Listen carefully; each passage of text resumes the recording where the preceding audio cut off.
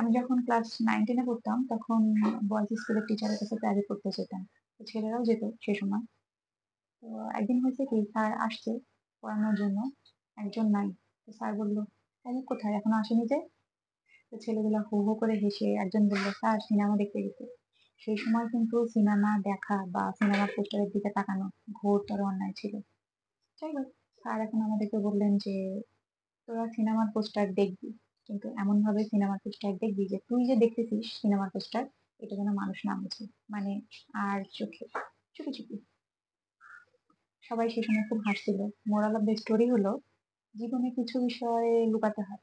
রহস্য থাকা ভালো, কিছুটা লুকানো থাকা ভালো। আমরা মানুষ, আমাদের দ্বারা ভুল হবে, আমরা ভুল থেকে শিখবো।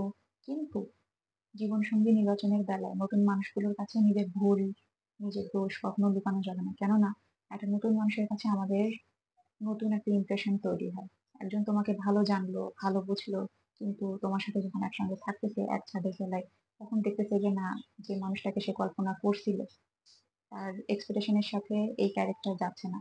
এর থেকে দুঃখের কিছুই নাই। এর চেয়ে তুমি যা তাই।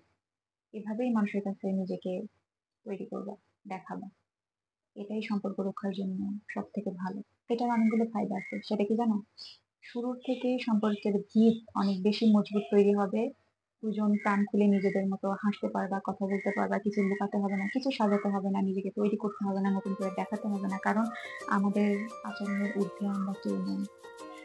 জানো তো যে সম্পর্কগুলোর ভিত অনেক বেশি মজবুত, সেগুলো ঝড় আসলে দুলতে পারে, হেলতে পারে, কিন্তু ভেঙে যায় না। একদম চুরমার হয়ে জীবন নষ্ট করে দেয় না।